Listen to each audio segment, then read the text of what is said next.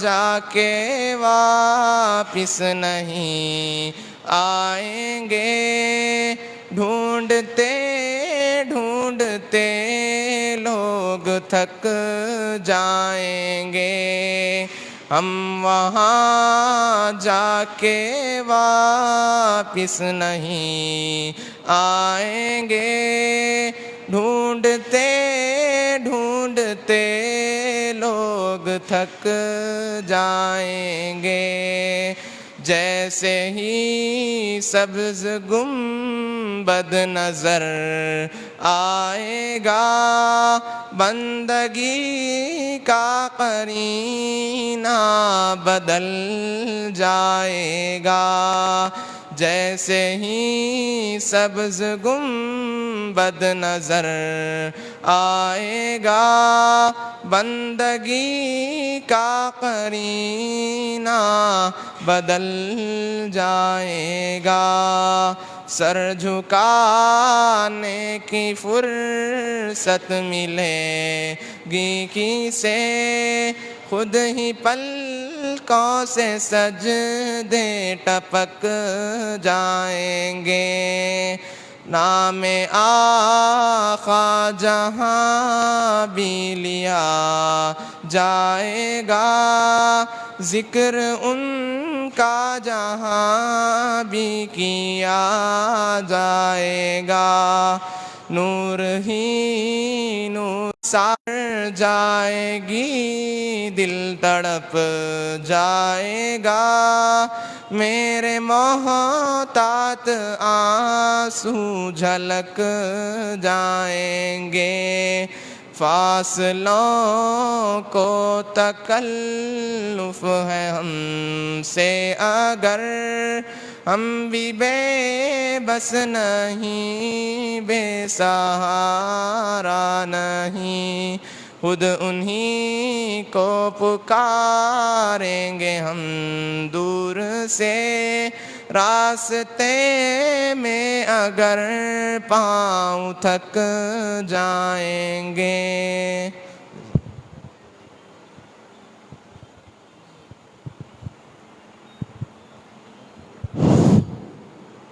ابھی انشاءاللہ حافظ و قاری میر عامر علی خان خطیب مسجد بنو ہاشم و محتمم مدرسہ مفتاح العلوم مسجد بنو ہاشم کا بہت ہی قیمتی تجربے والا بیان ہوگا، تمام عازمین عمرہ سے گزارش ہے توجہ فرمائیں۔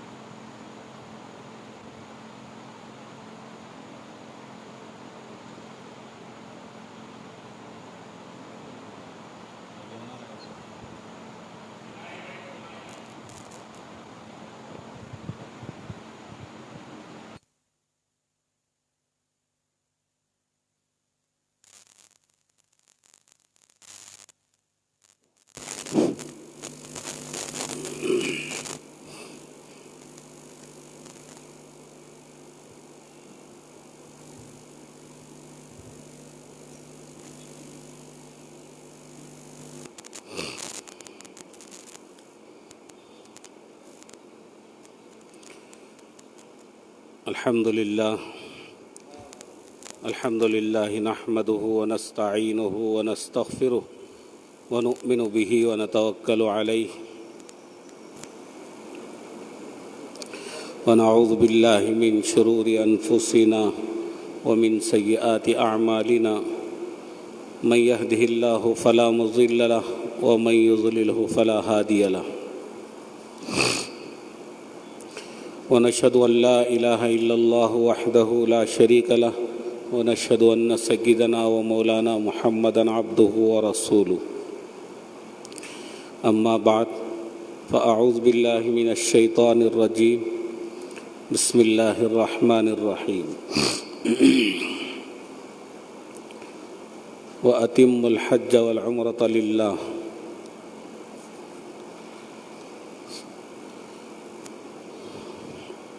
صدق اللہ العظیم۔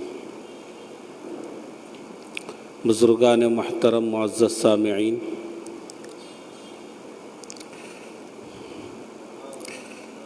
اس وقت ایک آیت کریمہ تلاوت کی ہے، اسی کی روشنی میں چند باتیں عرض کرنے کا ارادہ ہے۔ اللہ جل شانہ سے دعا ہے کہ صحیح بات کہنے کی اور ہم سب کو سن کر اس پر عمل کرنے کی توفیق عطا فرمائے۔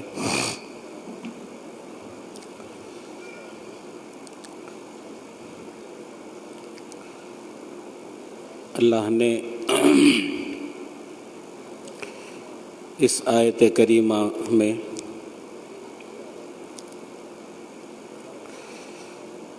حج اور عمرہ کرنے والوں کے لیے ایک خاص حکم دیا ہے۔ ویسے ہر عمل کے لیے یہ حکم ہے کہ وہ خالص اللہ کے لیے کیا جائے، چاہے وہ عمل فرض ہو یا واجب ہو یا نفل ہو، کوئی بھی عمل ہے انسان جس کو نیک کام سمجھ کے کرتا ہے، اس کے لیے اللہ نے حکم دیا ہے کہ وہ خالص اللہ کی رضا کے لیے کیا جائے۔ بعض مرتبہ آدمی کوئی نیک عمل کرنے کی نیت کرتا ہے، لیکن اس کے اندر اس کی استطاعت اور حیثیت نہیں ہوتی کہ وہ کام کر سکے۔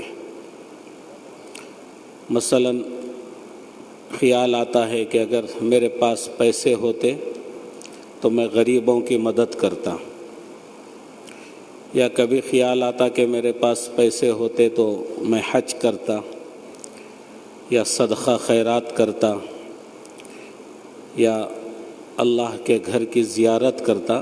ایسے بہت سارے خیالات ایک ایمان والے کے دل میں پیدا ہوتے رہتے ہیں۔ علماء نے فرمایا ہے کہ آدمی کی اس نیک نیت پر اللہ تعالیٰ اس کو اس کا اجر و ثواب عطا فرماتے ہیں۔ اسی لیے ایک قول ہے، نیت المؤمن خیر من عملہ، یعنی آدمی کی نیت اس کے عمل سے بہتر ہے۔ حضرت موسیٰ علیہ السلام کے زمانے میں ایک مرتبہ قحط پڑ گیا، لوگ بھوکے مرنے لگے، تو ایک صحاب دوپہر کے وقت میں گزر رہے تھے،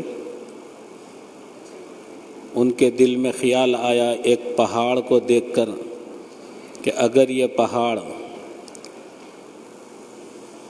کسی غلے کا ہوتا، یعنی آٹے کا یا کوئی اور کھانے کی چیز ہوتی اس پہاڑ کے برابر، تو میں اس کو تمام قوم کے اندر، بنی اسرائیل کے اندر تقسیم کر دیتا تاکہ ان کا قحط دور ہو جاتا۔ تو اس وقت اللہ تعالیٰ نے حضرت موسیٰ علیہ السلام پر وحی بھیجی کہ اس بندے کو اس بات کی خوشخبری پہنچا دو کہ اللہ تعالیٰ نے اس کے نام اعمال میں ایک پہاڑ برابر غلہ اللہ کے راستے میں صدقہ کرنے کا ثواب لکھ دیا ہے۔ تو اس طرح جو بھی نیت کرتا ہے آدمی، اچھی نیت کرتا ہے، نیک کام کی نیت کرتا ہے، چاہے اس کا موقع نہ ملے، وہ اللہ کے یہاں قبول ہوتی ہے اور ثواب کا باعث ہوتی ہے۔ اور بعض مرتبہ یہ ہوتا ہے کہ آدمی بڑا کام کرتا ہے، نیک کام کرتا ہے، لیکن نیت اچھی نہیں ہوتی۔ زکوٰۃ دے رہا ہے تو فرض سمجھ کے تو دے رہا، لیکن نیت اچھی نہیں ہے۔ اس کے دل میں یہ خیال ہے کہ لوگ مجھے حاجی کہیں، عمرہ کرنے والا کہیں، مالدار کہیں، یہ نیت ہوتی ہے۔ اور اس میں اس کی وضاحت اس لیے ضروری سمجھی گئی کہ یہ عمل کے اندر عام طور سے تھوڑا سا شیطان جو ہے نیت کے اندر خرابی پیدا کرتا ہے، اور یہ عمل سب کے سامنے ظاہر بھی ہوتا ہے، دوستوں میں ظاہر ہو گیا، رشتہ داروں میں ظاہر ہو گیا۔ تو اس کے لیے عمل اگر ظاہر ہو تو کوئی بات نہیں، لیکن نیت خالص اللہ کو راضی کرنے کی ہو اس کے اندر۔ تو آپ تمام حضرات جو یہاں پر آئے ہیں عمرے کی نیت سے کہ وہ عمرہ کرنے والے ہیں، اس میں کئی گروپ ہیں، کچھ لوگ تو 17 تاریخ کو جانے والے ہیں، کچھ 25 کو جانے والے ہیں، کچھ اس کے بعد والے گروپ میں جانے والے ہیں۔ تو 2-3 الگ الگ شفٹوں میں، الگ الگ وقتوں میں جانے والے لوگ یہاں پر آئے ہیں۔ اور اس سفر سے پہلے ہمیشہ یہ انتظام ہوتا ہے ذمہ داروں کی طرف سے کہ کچھ تربیت کی جائے، چونکہ یہ کام بعض لوگوں کے لیے زندگی میں ایک ہی مرتبہ کرنے کا موقع ملتا ہے، بعض وہ ہیں جو پہلے جا چکے ہیں، بعض وہ ہیں جو کہتے ہیں میں 10 سال پہلے گیا تھا، بعض کہتے ہیں کہ میں 20 سال پہلے گیا تھا۔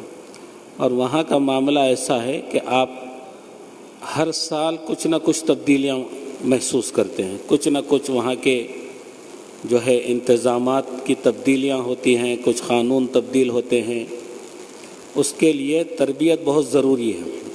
اکثر لوگ جو پہلے جا چکے ہیں وہ یہ سوچتے ہیں کہ میں تو جا چکا ہوں، مجھے تو سب معلوم ہے، طواف کس طرح کرنا ہے، عمرہ کس طرح کرنا ہے، اور ارکان کس طرح ادا کرنا ہے، عام طور سے بلڈنگ کتنی دور رہتی وہ بھی معلوم ہے، اسی لیے وہ آتے ہی نہیں پروگرام میں۔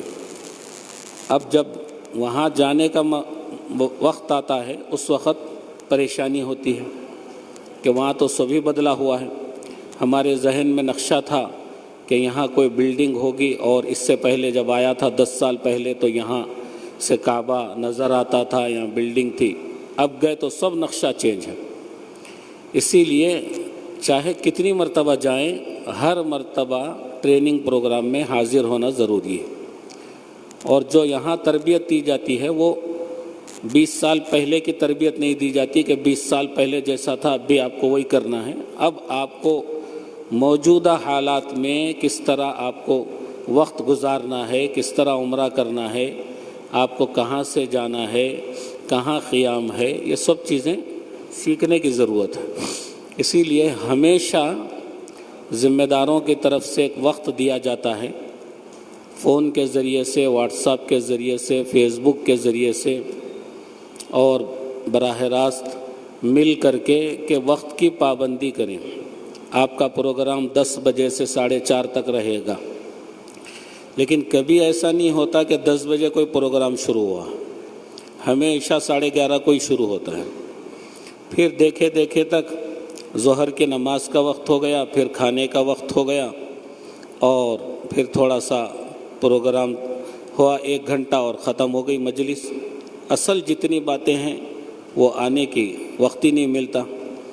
دوسرے جس کو جانا ہے وہ دیر سے آتے ہیں، اور جس کو نہیں جانا ہے وہ پہلے آ کے بیٹھتے ہیں۔ تو جانے والوں کو ہمیشہ فکر کرنا چاہیے۔ ٹریننگ میں سب سے پہلی ٹریننگ آپ کو یہاں اس بات کی دی جا رہی ہے کہ آپ یہاں سے جانے سے لے کر کے واپس آنے تک ہر جگہ وقت کی پابندی کریں۔ وہاں پر وقت کی سب سے زیادہ اہمیت ہے، کھانے میں ہے، اور آپ کو عمرہ کے لیے جانے میں ہے، زیارتوں کے لیے جانے میں ہے، یہ سب چیزوں کے لیے ہمیشہ وقت کی پابندی ضروری ہے۔ اور جو وقت کی پابندی نہیں کرتے اس میں گروپ میں اگر 50 آدمی ہیں تو ایک فیملی ضرور ایسی ہمیشہ رہتی ہے. ہم تو کم سے کم اس کو ایک 15-20 سال سے یہ چیزوں کا تجربہ ہو رہا کہ ہمیشہ ایک فیملی تو اس میں ایسی رہتی کہ وہ وقت کی پابندی نہیں کرتی. کھانے کا وقت ہوا وہ معلوم ہوا کہ عمرہ کرنے کے لیے گئے ہیں، کھانے کا وقت ہوا معلوم ہوا طواف کرنے گئے، کھانے کا وقت ہوا وہ آرام کر رہے ہیں، زیارتوں کو جانے کا وقت ہے وہ غسل کر رہے ہیں یا اور کوئی کام میں مصروف ہیں. تو 5 کی وجہ سے 50 کو ہمیشہ تکلیف ہوتی ہے، اور وہ 5 کو اگر کچھ کہا جائے تو مشکل، نہیں کہا گیا تو مشکل، یا تو وہ 5 کو جھیلو یا 45 کو جھیلو. یہ ہمیشہ کا ہی یہ جو ہے تجربہ ہے. اس لیے آپ آج کی اس مجلس میں سب سے پہلی چیز یہ سیکھ لیجئے کہ وہاں پر جس وقت میں جو کام کرنا آپ کو بتایا جائے، ہر آدمی یہ کوشش کرے کہ سب سے پہلے حاضر ہونے والا میں رہنا. بس میں سب سے پہلے میں رہنا. بس میں بھی کہیں زیارت کے لیے جاتے ہیں یا مکہ مکرمہ سے مدینہ منورہ کی روانگی کا وقت آتا تو پابندی کیسی کرتے ہیں اس کا بھی تجربہ ہے کہ بیگ رکھ کے پہلے سیٹاں پکڑ لیتے ہیں، بھاگ لیتے جا کے کھڑکیوں کے طرف کے سیٹاں پکڑ کے سامنے کے سیٹوں میں ایک ایک بیگ رکھ کے غائب ہو جاتا. اب کیا کریں گے؟ وقت کی پابندی بولے تو یہ کرے کہ مجھ صاحب میں سیٹ پکڑ کے رکھ لیا ہوں، اب ذرا جا رہا ہوں، ذرا ضرورت کو جا رہا ہوں، تھوڑا وضو کر کے آتا ہوں، پھر غائب ہو گئے پورے. یا بیوی کو بٹھا دیا، شوہر غائب ہو گئے، یا شوہر بیٹھے ہوئے ہیں، بیوی بولے اب بھی جا کے آتا ہوں، میں ذرا چشمہ بھول کے آ گئی، میں انگوٹھی بھول کے آ گئی، پھر وہ چلے گئے. تو ہمیشہ یہ تکلیف ذمہ داروں کو ہوتی ہے. تو پہلی گزارش یہ ہے آپ سے کہ جہاں بھی آپ کو جو موقع دیا جائے گا اس پر وقت کی پابندی کریں. اور اس کو یہاں سیکھنا ہے. آپ بولیں گے میں سفر شروع ہونے کے بعد سیکھتا ہوں بول کے، اور ہمیشہ ایئرپورٹ میں پہنچنے کا جو وقت دیا جا رہا وہ 8 بجے کا دیا جا رہا کہ 8 بجے ہر سفر کرنے والا عازم سفر ایئرپورٹ میں موجود رہنا. ذمہ دار 8 بجے سے پہلے وہاں پہنچے ہوئے ہیں. اب وہاں ٹھہر کے ایک ایک کو فون کر رہے ہیں، آپ کہاں ہیں؟ میں منا کھیلی میں ہوں. آپ کہاں ہیں؟ ظہیر آباد پہ ہوں. آپ کہاں ہیں؟ ابھی برج پہ چڑھ رہا ہوں. آپ کہاں ہیں؟ زمزم ڈھابے میں کھانا کھا رہا ہوں. یہ حال ہے. اکثر ایسا ہوا کہ 9:30 بجے تک بھی حاجیاں ابھی آ رہے ہیں اور ذمہ دار لٹکا ہوا ہے ان کو لینے کے لیے. ان کو چھوڑ کے اندر گئے تو ان کو اندر پہنچانے والے کوئی نہیں رہتے. ان کو اندر کون پہنچانا؟ کدھر سے جانا نہیں معلوم، کیا بتانا نہیں معلوم. دیکھو ہم کو بولے ہر جگہ ساتھ رہتے ہیں بولے، اور ہم آنے سے پہلے اندر گھس گئے. اچھا اب اندر نہیں گئے ان کو لینے کے واسطے اور دوسروں کو اندر بھیج دیے، تو اندر جو پہلے سے پہنچے وہ پریشان ہیں کہ ہمارے کو اندر بھیج کے انہوں غائب تو نہیں ہو گئے بول کے.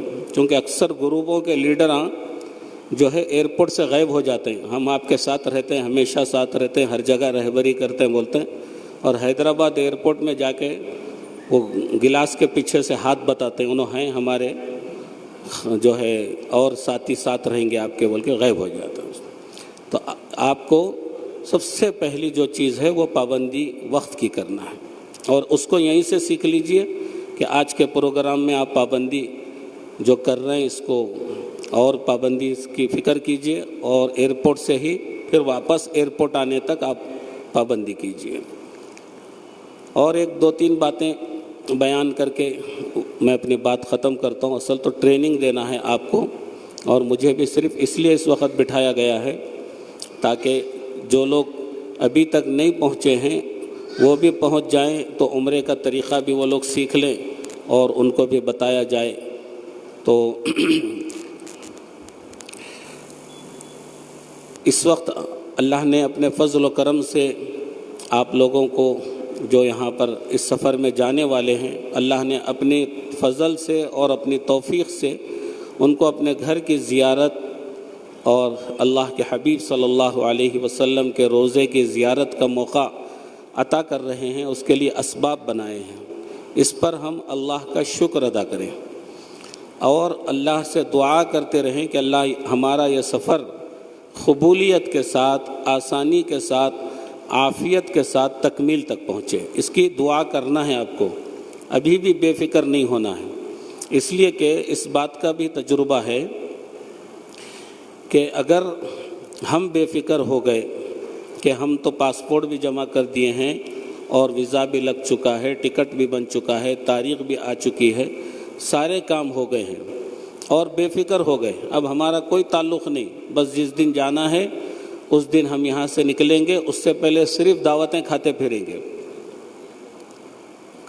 ادھر دعوت، ادھر دعوت، ادھر دعوت، اور اللہ سے اپنا تعلق مضبوط نہیں رکھیں گے تو ایسے بھی واقعات ہیں جس کو آنکھوں نے دیکھا ہے کہ اللہ نے ان کو حیدرآباد ایئرپورٹ سے واپس کر دیا۔ حیدرآباد ایئرپورٹ پہنچے پوری تیاری کے ساتھ اور معلوم ہوا کہ ان کو جانے کی اجازت نہیں ہے۔ ابھی گزشتہ جو گروپ گیا اس میں سے ایک فیملی کے لیے ایک ایسی رکاوٹ آ گئی، جیسے کہ ابھی لوگوں کی آنکھ آ رہی تھی تو وہ آنکھوں کا ٹیسٹ ہوا، تو فیملی کے ممبر میں سے ایک خاتون کو یہ ہوا کہ آپ نہیں جا سکتے جب تک آپ کے آنکھوں کا علاج نہ ہو جائے، تو ان کو 2-3 دن کے بعد بھیجنا پڑا۔ تو ایک نہیں جانے کی وجہ سے ان کے فیملی کے 3 ممبر رک گئے کہ ہم بھی نہیں جاتے، ہم بھی نہیں جاتے، ہم بھی نہیں جاتے۔ تو 2 دن کے بعد، 3 دن کے بعد پھر بھیجا گیا۔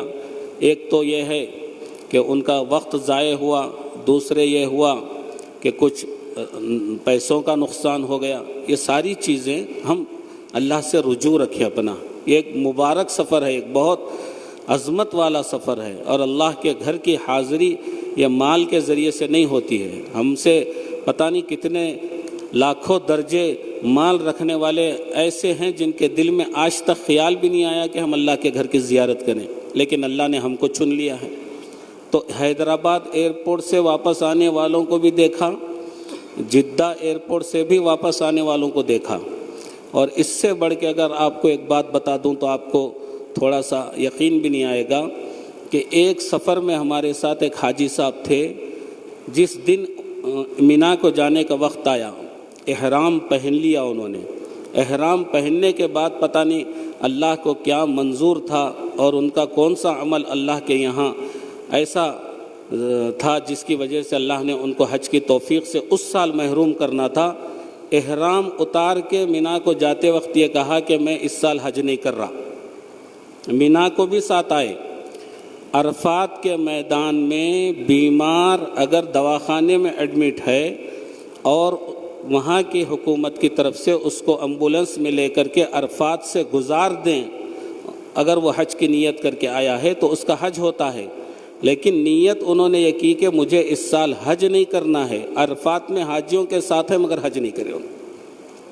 بتائیے، یہی ہو سکتا ہے کہ صرف اللہ کی طرف سے ان کے لیے یہ رکاوٹ ہوئی اس سال حج کے لیے۔ انہوں نے کہا کہ مجھے حج نہیں کرنا ہے، چاہے کچھ بھی ہو جاؤ۔ بہت سمجھایا گیا ان کو، انہوں نے کہا مجھے نہیں کرنا ہے۔ تو اس سے یہ معلوم ہوتا ہے کہ اس میں اللہ کی توفیق اور اللہ کا فضل شامل حال ہوتا ہے۔ ہم کو بھی اللہ سے دعا کرنا ہے کہ اللہ آپ نے مجھے قبول کیا ہے، ورنہ میرے دوستوں میں کتنے لوگ ہیں جن کو میں ترغیب دے رہا ہوں حج کرنے کی، عمرہ کرنے کی، بس وہ مسکرا کے ٹال دے رہے ہیں، بول رہے ہیں دعا کرو۔ اگر دعا سے حج کرنا ہوتا تو میری دعا سے تو گلبرگہ کے تو پورے حاجی ہو جانا چاہیے تھا۔ سب کے لیے میں کئی مرتبہ دعا کر رہا ہوں۔ اسی لیے ایک بزرگ سے ان کے دوست نے کہا کہ میرے لیے دعا کرو، میں بھی حج کو جانا چاہ رہا ہوں۔ تو بولے دعا سے کام نہیں چلتا، پہلے پاسپورٹ میرے ہاتھ میں دو اور رقم میرے ہاتھ میں دو، پھر آپ کا ہاتھ پکڑ کے جہاز میں جب تک نہیں بٹھاؤں گا اس وقت تک میری دعا قبول نہیں ہوگی۔ دعا سے تھوڑی ہوتا ہے۔ کسی کو بولے کہ شادی کر لو تو بولے دعا کرو، شادی بھی ہو جانا، بچے بھی ہو جانا اور میری بیوی بھی آ جانا۔ اب انہیں دعا کر رہا، انہیں نیت ہی نہیں کر رہا تو کیسے شادی ہو سکتی ہے؟ تو ہر عمل کے لیے خالص دعا کا نہیں، آدمی کی طرف سے بھی کوشش ہونا، طلب ہونا، تڑپ ہونا، اللہ سے مانگنا، اور اسباب پر نگاہ نہیں ہونا، مسبب الاسباب پر ہونا۔ تو ہمارا سفر ہونے جا رہا ہے۔ ایک تو 17 تاریخ کو جو لوگ جا رہے ہیں وہ پہلے ان کا ہی وقت ہے کہ ابھی وہ 8 دن کے بعد ان کا سفر شروع ہونے والا ہے۔ پھر ایک گروپ 25 تاریخ کو جانے والا ہے، پھر ایک اس کے بعد اگلے مہینے میں جانے والا ہے۔ تو جو 17 تاریخ کو جا رہے ہیں ان کو کا وقت بہت کم ہے، 8 دن ہے، اور کتنی تیاری باقی ہے۔ آپ کو کاغذات دیے جائیں گے یا دیے گئے ہوں گے آپ کو آپ کے سامان کے ساتھ، تو آپ اس لسٹ کو دیکھیے اور اس میں جو جو چیزوں کی تیاری نہیں ہوئی اس کو ٹک کر لیجئے اور تیاری شروع کر دیجئے۔ کتنے کپڑے ہونا ہے، کتنا سامان ہونا ہے۔ بعض لوگ یہاں سے اتنا سامان ڈھو لے کے جا رہے ہیں، واپسی میں جو سامان لے کر کے آنا ہے تو اب وہ ڈبل ہو رہا، اور گروپ لیڈر کو بول رہے ہیں اس کو ایڈجسٹمنٹ کر لیجئے، اور اپنا سامان آگے ڈھکل دیا اور گروپ کا سامان پیچھے ڈھکل دیا۔ آج تک کئی مرتبہ ایسا ہوا کہ جو سامان حاجیوں کی خدمت کے لیے گروپ کے ساتھ جاتا ہے اور وہ بھی آپ ہی کے لگیج میں اس کو شامل کر کے داخل کرنا رہتا، لیکن وہ اٹک جاتا ہے اور ہمارا بیکار سامان اس کے اندر چلا جاتا، بیکار سامان۔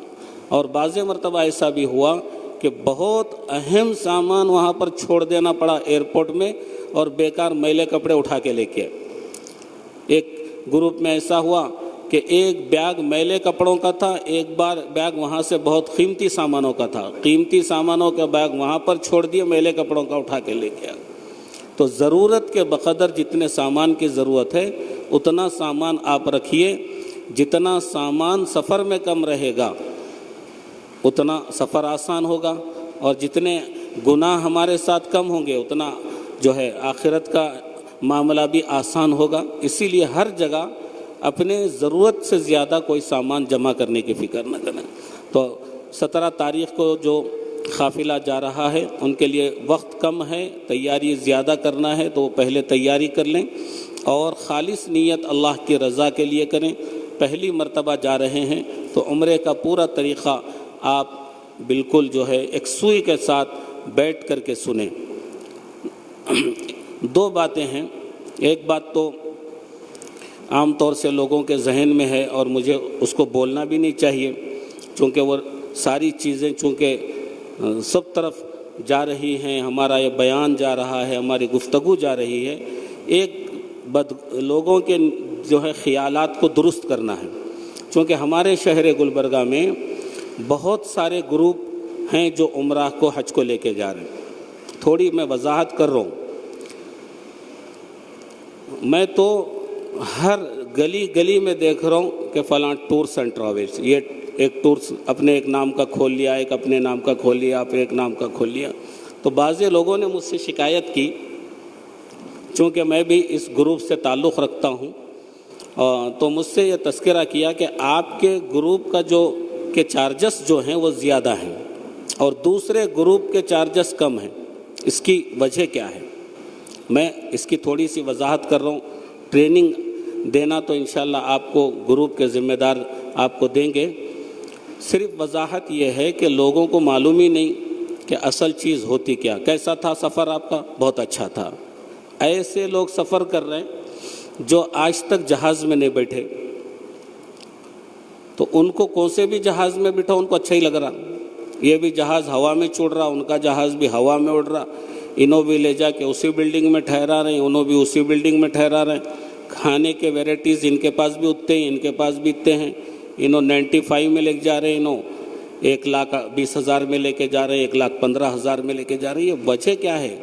یہ ان کا لوٹنا کہیں کو ہے، لوٹنا سمجھ رہے ہیں، آپ کو معلوم نہیں ہے۔ اس کی اگر وضاحت کروں تو آپ خود محسوس کریں گے کہ یہاں پر چارجز آپ کو کم لیے جا رہے ہیں اور سروس زیادہ دی جا رہی ہے۔ جتنے گروپ ہیں اس میں اکثر، پورے نہیں، اکثر بعض مخلصین ہیں جو خالص خدمت کا ارادہ کیے ہوئے ہیں، تو اس میں اکثر ایسے ہیں جو آپ کو دوسرے فلائٹ سے لے کے جاتے ہیں، یا تو وایا فلائٹ ہے یا جو ہے انڈین ایئر لائنس کا ہے یا کوئی انڈیگو ہے، ایسے فلائٹ سے لے جاتے ہیں جس کے ٹکٹ کے چارجز کم ہوتے ہیں، وہ ہم کو نہیں معلوم۔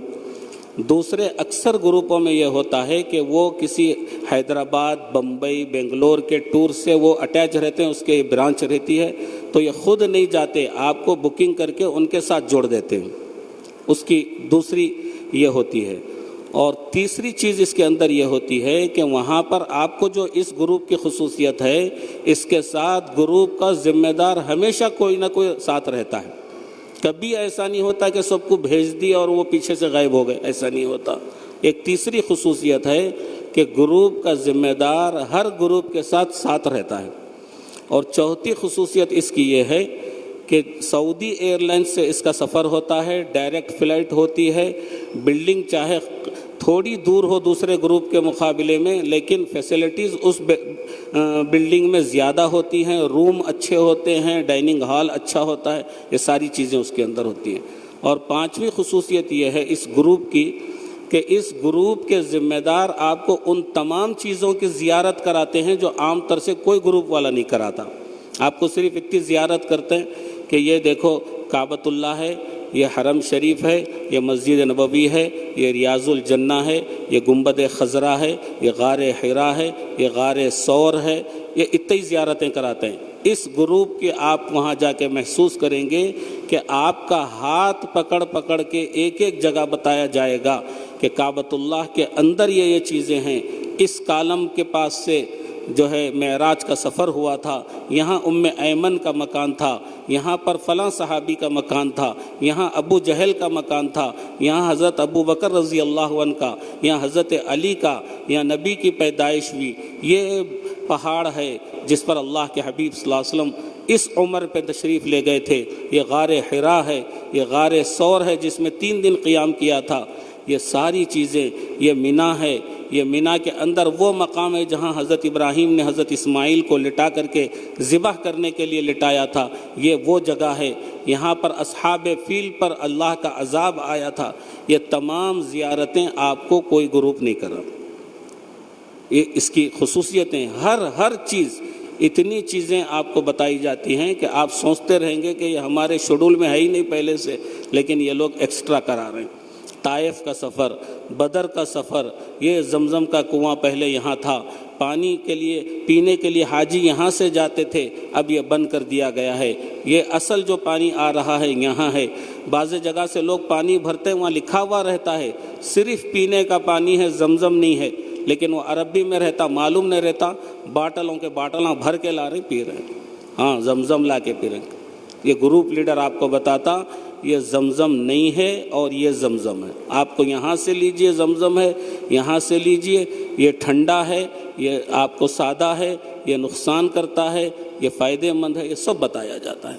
تو یہ گروپ کی اور بھی بہت ساری خصوصیات ہیں، تو آپ یہ مت سوچئے کہ یہاں 10,000 بڑھ کے لے رہے ہیں، وہ 5,000 کم لے کے لے رہے ہیں۔ اور ایک بعض گروپ والے یہ کر رہے ہیں کہ ہمارے گروپ کے ساتھ علماء اکرام ساتھ ہیں، بہت اچھی بات ہے۔ علماء اکرام کا کام الگ ہے، مسئلے بتانا، اور گروپ کے ساتھ لوگوں کو سنبھال کر کے ایک ایک چیز بتانا، یہ صرف اس لائن کا تجربہ رکھنے والا غیر عالم بھی اگر ہے تو وہ بتا سکتا ہے، عالم نہیں بتا سکتا۔ عالم یہ بتا سکتا ہے کہ بغیر وضو کے طواف نہیں ہوتا، 3 چکر کے بعد وضو ٹوٹ گیا تو پھر سے اسٹارٹ کرنا پڑتا ہے۔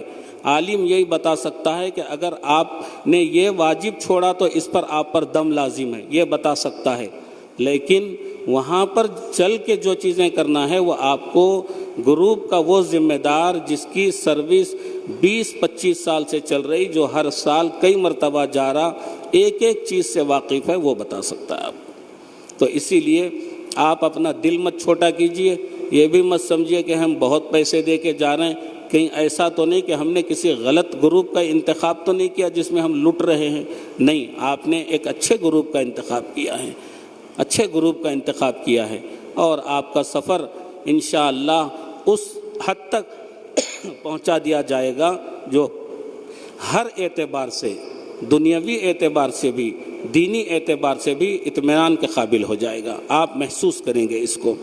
تو آپ لوگ اس گروپ کا انتخاب کیا ہے، قابل مبارکباد ہیں، اور اس گروپ کے ساتھ آپ خوش ہو جائیے کہ جس گروپ کے جو اصل پروپرائٹر ہیں وہ خود آپ کے ساتھ ہیں، اور ان کا تجربہ تو اتنا ہے کہ پھر میں اس کی وضاحت نہیں کر سکتا، اور اللہ نے اپنے فضل و کرم سے اس گروپ کے ساتھ مجھے بھی حاضری کا موقع عطا فرما رہے ہیں، انشاءاللہ میں بھی آپ کے ساتھ رہوں گا۔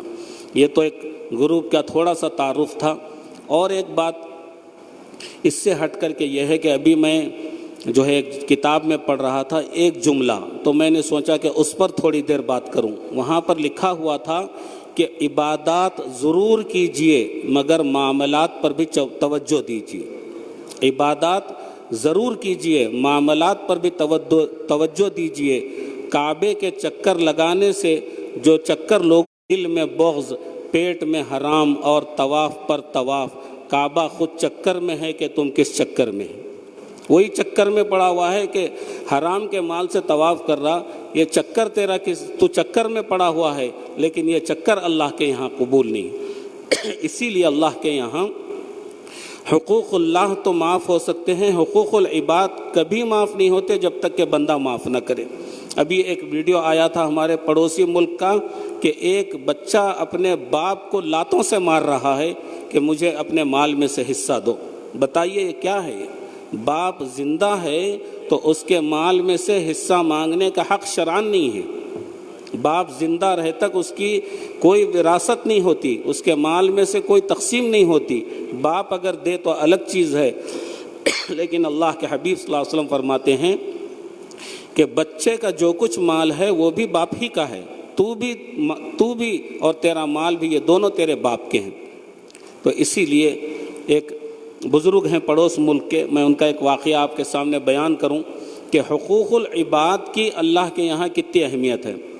جو واقعہ باپ کو لاتوں سے مارنے کا بھی اسی ملک کا ہے، اور جو واقعہ باپ کی خدمت کا ہے وہ بھی اسی ملک کا ہے۔ یہ دونوں آپ کے سامنے رکھ دیا۔ ایک تو میں نے دیکھا وہ منظر کہ ایک بچہ اپنے باپ کو ابھی فیس بک پہ آیا کہ بچے نے باپ کو لاتوں سے مارا، گھونسوں سے مارا، گھر کے باہر نکالا۔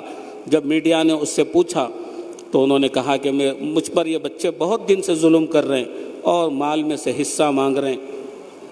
یہ تو مسلمانوں کی بات ہے۔ اور دوسرے اسی ملک کے ایک بزرگ ہیں، ان کا نام ہے حضرت مولانا مفتی تقی عثمانی صاحب کا۔ ایک واقعہ میں بیان کر کے، چونکہ وقت زیادہ نہیں ہے اور آپ کو بھی انشاءاللہ اصل عمرے کی تربیت لینا ہے، مفتی تقی عثمانی صاحب نے اپنی کتاب میں واقعہ لکھا ہے اور خود حضرت کے بیان میں بھی انہوں نے سنایا کہ پہلا عمرہ انہوں نے اپنے والد صاحب اور اپنے فیملی ممبر کے ساتھ 1962 میں کیا۔ 1962 میں پہلی مرتبہ عمرے کے لیے گئے۔ اس کے بعد اسباب نہیں تھے تو 10 سال تک پھر حاضری کا موقع نہیں ملا۔ 1972 میں ان کو پھر اسباب نہیں تھے تو ایک صاحب نے حج بدل کا آفر دیا۔ حج بدل اس کو کہتے ہیں کہ کسی کے اوپر حج فرض ہے لیکن اس کی طبیعت خراب ہو چکی، بیمار ہو گیا، یا اب اتنا مریض ہے کہ وہ جا نہیں سکتا، اور یا انتقال ہو گیا، حج اس کے اوپر باقی ہے، تو اس کے پیسوں سے اس کے نام کا حج کسی سے کراؤ، اس کو کہتے ہیں حج بدل، تو اس کی طرف سے حج ادا ہو جاتا ہے۔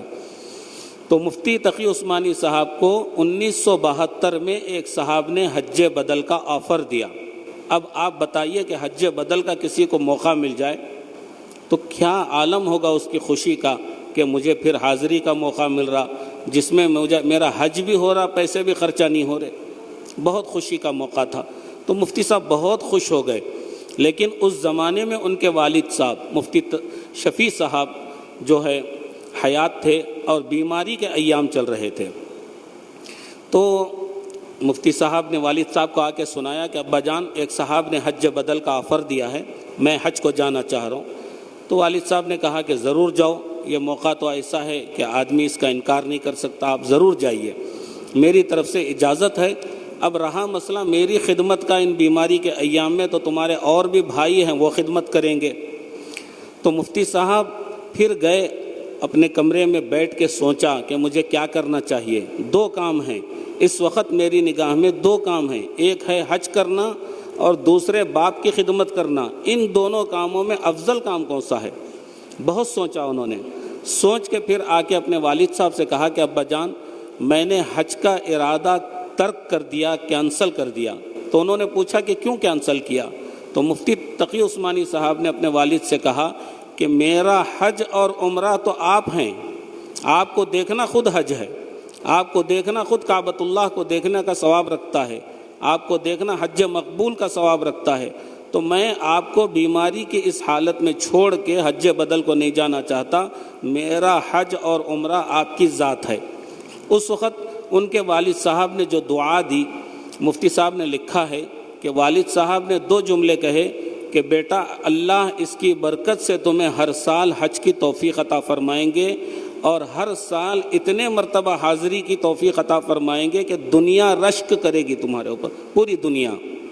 تو مفتی تقی عثمانی صاحب لکھتے ہیں کہ 1972 سے لے کر کے اب یہ 2023 تک اللہ ہر سال مجھے حج نصیب کر رہا ہے۔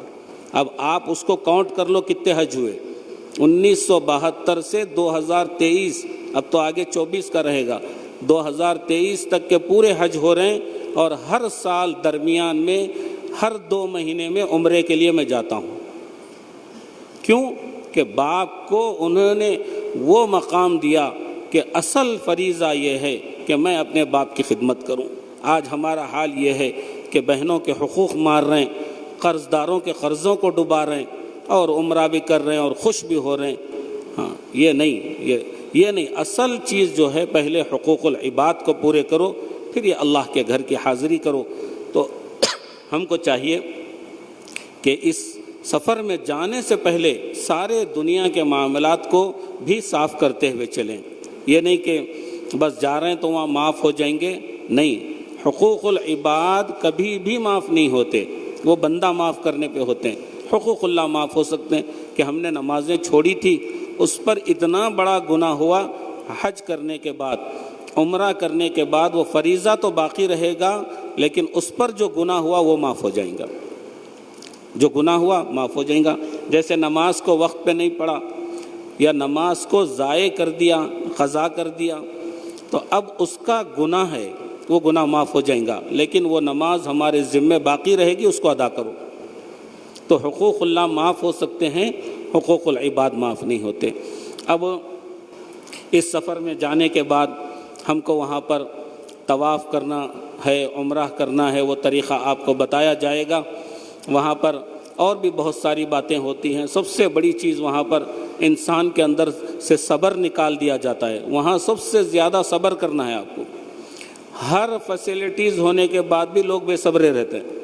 وہاں تو ایسا سمجھتے ہیں کہ لڑنا فرض ہے۔ جب تک لڑیں گے نہیں، جب تک غصہ نہیں ہوں گے، جب تک کسی چیز کا آبجیکشن نہیں کریں گے، اس وقت تک ایسا سمجھتے ہیں کہ میرا عمرہ پورا نہیں ہوا۔ کچھ تو کچھ کرنا، یہ آج کے کھانے میں یہ نہیں آیا، اور شام کے روم میں ایسا پریشانی ہو گئی، میرے روم میں فلاں صاحب تھے، انہوں نے اس طرح سویا، اور میری بیوی بھی اسی میں ہے، اور میں بیوی کو چھوڑ کے نہیں رہ سکتا، مجھے الگ سے ایک روم دیا جائے میری فیملی کو۔ یہ لڑنا، یہ سوچنا، یہ سب چیزیں چھوڑ دیجئے۔ یہ ساری چیزیں زندگی کے ہر موقع کے لیے رکھیے، اور اس سفر کے اندر اپنے آپ کو خالص اللہ کے لیے فارغ کر لیجئے۔ میں ایسے لوگوں کو بھی جانتا ہوں جو دن میں کئی عمرے کرتے ہیں، کئی عمرے کر چکے ہیں، اور ہم لوگوں کو طواف کرنے کی بھی توفیق نہیں ہوتی۔ بس بلڈنگ میں پڑے رہتے ہیں، بلڈنگ کے باہر نکلے، جہاں نماز بچھائے، نماز کا وقت ہوا نماز پڑھے، پھر آ کے بیٹھے گپے مار لیتے، موبائل دیکھ لیتے، اور ہر ایک کو دیکھا کہ بلڈنگ کے نیچے جو حال ہوتا ہے، ہر ایک کرسی پہ پڑے ہوئے ہیں۔ پوچھے بھئی آپ روم میں کیوں نہیں گئے، آپ حرم شریف میں کیوں نہیں گئے؟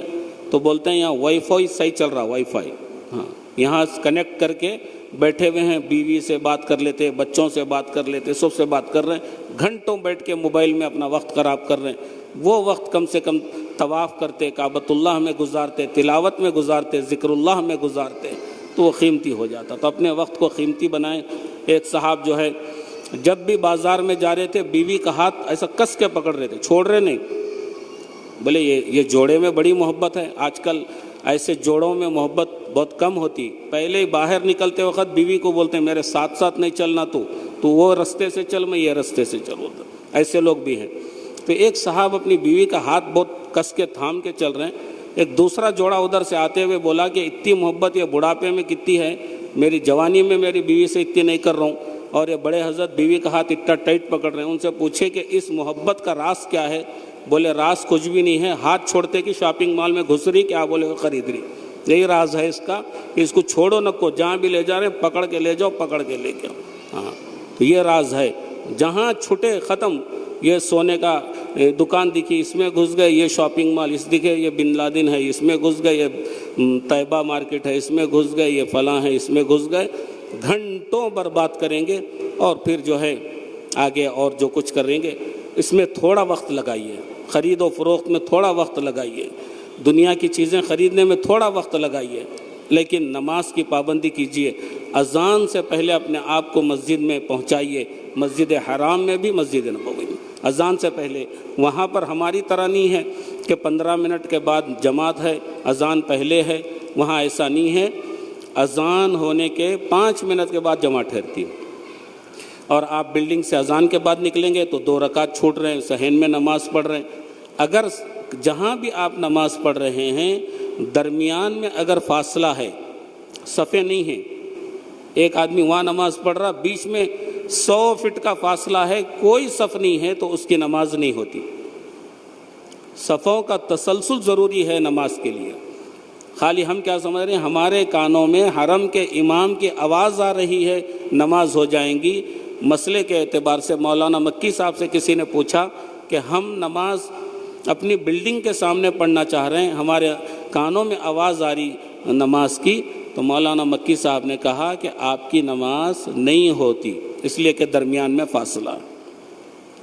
اور کوئی آدمی کسی مسجد میں نماز پڑھ رہا، حدود حرم میں بھی بہت ساری مسجدیں ہیں، حرم شریف ہے، اس سے باہر نکلیے، آپ کی بلڈنگ کے بازو ایک چھوٹی سی مسجد ہے۔ اکثر بلڈنگوں کے پاس ایک چھوٹے چھوٹے مسجدیں ہیں، بعض لوگ وہاں نماز پڑھتے ہیں۔ تو مکی صاحب سے پوچھا کہ ہم اپنی بلڈنگ کے بازو والی مسجد میں نماز پڑھ رہے ہیں، تو کیا ہم کو حرم شریف کا ثواب ملے گا؟ تو مولانا مکی صاحب نے کہا کہ حدود حرم میں جس مسجد میں پڑھیں آپ کو 1 لاکھ کا ثواب ہے، لیکن حرم کے امام کے پیچھے صفوں کو چھوڑ کے درمیان میں پڑھیں گے، نماز نہیں ہوں گی۔ تو اسی لیے کوشش حرم کے پیچھے میں پڑھنا ہے تو پہلے سے پہنچیے، یا پھر بلڈنگ کے بازو والی مسجد میں پڑھیے، روڈوں پر مت پڑھیے، درمیان میں مت پڑھیے۔ اور بھی بہت ساری باتیں ہیں، اس وقت چونکہ وقت زیادہ ہو گیا ہے اور آپ کو ٹریننگ دینا ہے، عمرے کا پورا طریقہ بتانا ہے اور جانے کے جو ہے پورے نظام بتانا ہے، ہم کو چاہیے کہ ہم توجہ سے سنیں اور اللہ تعالیٰ سے دعا بھی کریں کہ ہمارا یہ سفر آسانی کے ساتھ اور قبولیت کے ساتھ تکمیل کو پہنچے۔ اس دعا میں اللہ کے حبیب صلی اللہ علیہ وسلم نے ایک دعا سکھائی کہ اللہم انی ارید العمرۃ، یعنی ہم عمرے کا ارادہ کر رہے ہیں، فیسر حالی وتقبلھا منی، کہ میرے لیے اس کو آسان فرما اور قبول فرما، یعنی آسانی کی دعا بھی کرو اور قبولیت کی دعا کرو۔ تو اللہ تعالیٰ سے دعا ہے کہ اللہ تعالیٰ ہمارے اس سفر کو آسان بھی فرمائے اور قبول بھی فرمائے۔ وآخر دعوانا ان الحمد للہ۔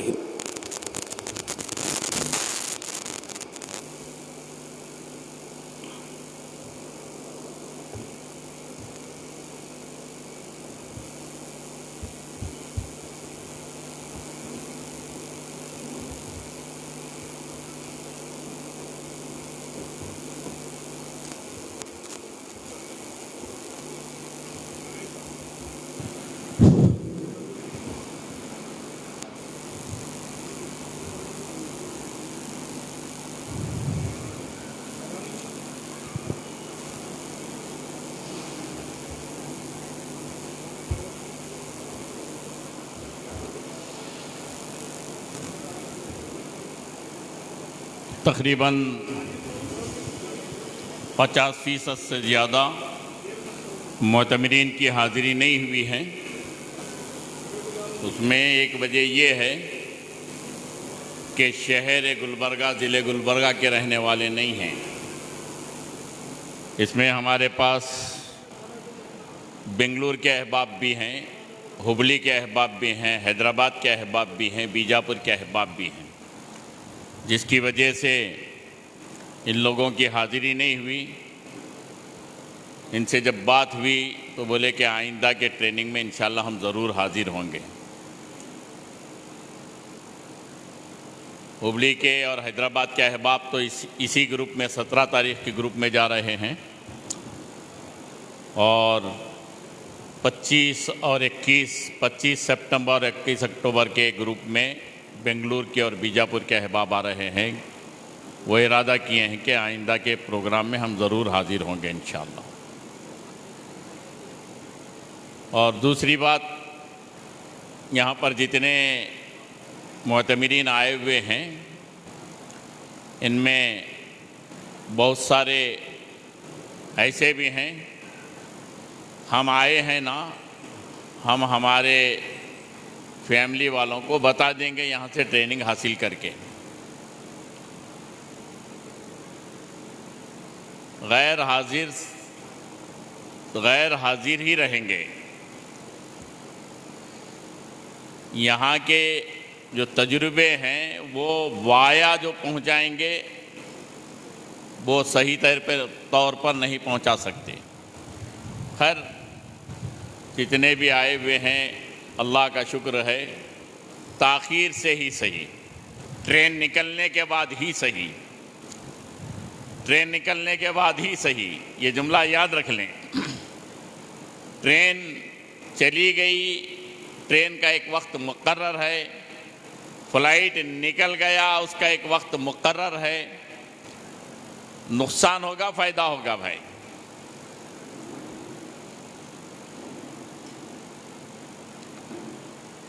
ٹرین ہمارے لیے رکتی نہیں، فلائٹ ہمارے لیے رکتا نہیں. ایسے ہی تاخیر سے آئے ہیں. اب جو بھی آئے ہیں اپنے موبائل کو سائلنٹ کر لیں. گزارش ہے جب تک کہ ٹریننگ ختم نہ ہو جاوے ہم یہاں سے نہیں اٹھیں گے، فون نہیں اٹینڈ کریں گے. بہت ہی ضروری ہے. گھر میں بیمار ایسا ہے جس کو چھوڑ کر آئے ہیں، اس کی خیریت نہیں لیے تو امکان ہے وہ گزر جائے گا. ایسی صورت میں اٹھا لیں. توجہ رہیں گے نا سب کی انشاءاللہ. اور دوسری بات یہ ہے، یہاں پر جو نشستیں بچھائی گئی ہیں یہ بیلنسنگ میں ہیں.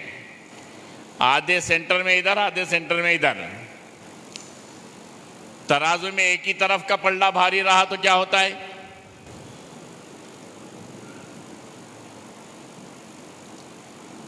میں اشارے دے رہا ہوں خالی، اور آگے آپ سمجھ لیں. اب میں سینٹر میں ٹھہرا ہوا ہوں، ادھر پورا کونے سے ایک ہی طرف توجہ رہیں گی تو ظاہری بات ہے پوری توجہ دے نہیں پاتے. کنٹینیو ہم کو پروگرام میں بیٹھنا ہے، 4 ساڑھے 4 بجے تک بیٹھنا ہے. اس لیے گزارش ہے کچھ احباب ادھر بھی شفٹ ہو جائیں. سینٹر والوں کے بجائے ادھر کنارے والے ادھر آ گئے تو اچھا رہتا ہے.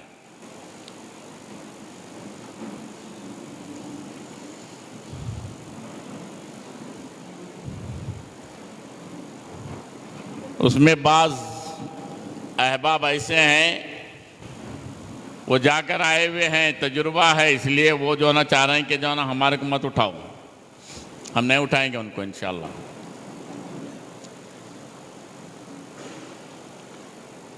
حضرت صاحب آپ کو جہاں پر آواز آ رہی وہاں بیٹھ جاؤ آپ، کیونکہ تھوڑا آپ کو آواز کم سنائی دیتی ہے، اس لیے جو ہے نا آپ جہاں سے آواز آپ کو پہنچ رہی ہے وہاں پر بیٹھ جائیے. درود شریف پڑھ لیں. اللہم صلی علی سیدنا مولانا محمد وعلی آل سیدنا مولانا محمد وبارک وسلم. اب آپ لوگ عمرے کا سفر کرنے والے ہیں تو تلبیہ کا سیکھنا بھی ضروری ہے. کیا ضروری ہے؟ تلبیہ. تلبیہ کس کو کہتے ہیں؟ لبیک اللہم لبیک. پڑھ لیجئے آپ بھی میرے ساتھ. لبیک اللہم لبیک. ایسی نہیں چلتی آواز. آواز بلند ہونا مرد آدمی کی اور پست ہونا مستورات کی. بلند آواز سے لبیک کہنا ہے. لبیک اللہم لبیک لبیک لا شریک لک لبیک ان الحمد والنعمت لک والملک لا شریک لک لبیک اللہم لبیک لبیک لا شریک لک لبیک ان الحمد والنعمت لک والملک لا شریک لک لبیک اللہم لبیک لبیک لا شریک لک لبیک ان الحمد والنعمت لک والملک لا شریک لک. اس کو کہتے ہیں تلبیہ. یہ کیا چیز ہے؟ سیدنا ابراہیم علی نبینا علیہ السلام جب کعبۃ اللہ کی تعمیر سے فارغ ہو گئے. کعبۃ اللہ کا ایک ماڈل رکھا ہوا ہے. یہ کعبۃ اللہ کا جو کمرہ ہے اس کی تعمیر سے فارغ ہو گئے تو اللہ تعالیٰ سے یوں عرض کیا کہ اے پروردگار اب میرا کیا کام ہے؟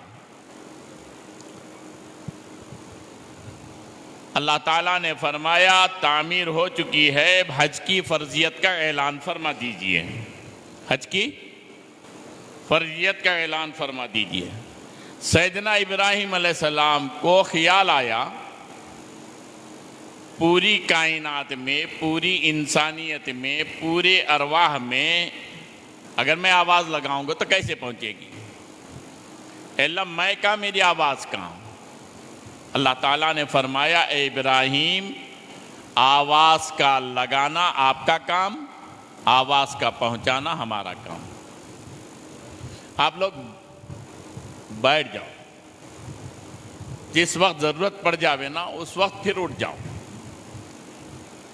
توجہ کی ضرورت ہے سب کی. ابراہیم علیہ السلام آواز لگائیں. اللہ نے کیا کیا؟ آواز پہنچا دیا. کیسے پہنچایا؟ پورے انسانیت تک، پورے عالم ارواح تک. عالم ارواح بولے تو پورے روحوں تک. روحوں کا جو عالم ہے، انسان ابھی دنیا میں آئے نہیں تھے. انسانوں کی روح ان کے بدنوں کے اندر منتقل ہوئی نہیں تھی، ابھی ان کے بدن تیار ہوئے ہی نہیں تھے. اللہ نے کیا کیا؟ سب تک کے پہنچا دیا. بعض روحیں ایسی تھیں جو شکم مادر کے اندر، بدن کے اندر منتقل ہوئی تھی، ابھی وہ دنیا میں نہیں آئے تھے.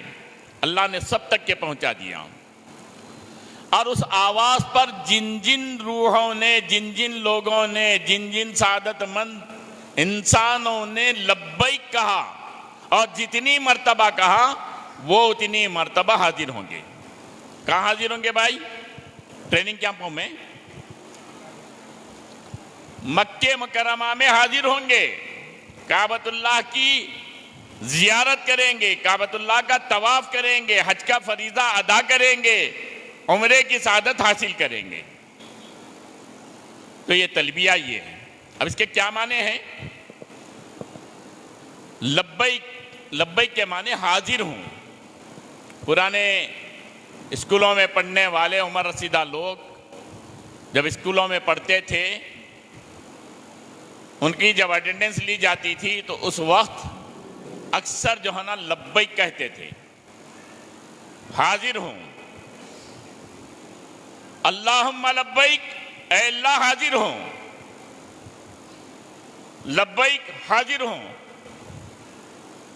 لبیک اللہم لبیک لبیک لا شریک لک لبیک.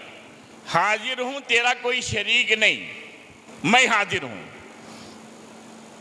ان الحمد والنعمت لک والملک.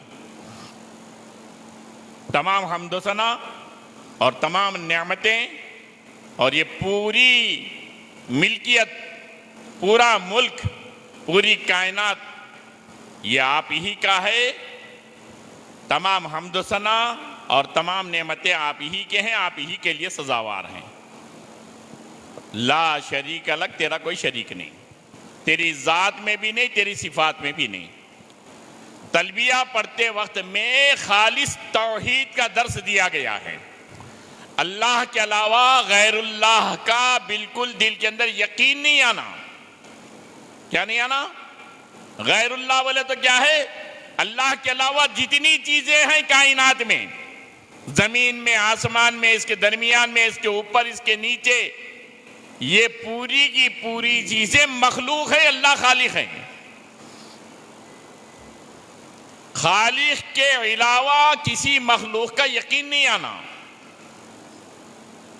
ان سے ہونے کا، ان سے بننے کا، ان سے بگڑنے کا، ان سے سنورنے کا بالکل یقین نہیں آنا. لا شریک لک، تیرا کوئی شریک نہیں، تیرے کرنے میں، تیرے دینے میں، تیرے سنوارنے میں، تیری حفاظت میں، تیری ربوبیت میں، تیری خالقیت میں کوئی شریک نہیں. لا شریک لک. اب یہ کب پڑھنا ہے؟ یہ تو ایک ٹریننگ ہو رہی ہے.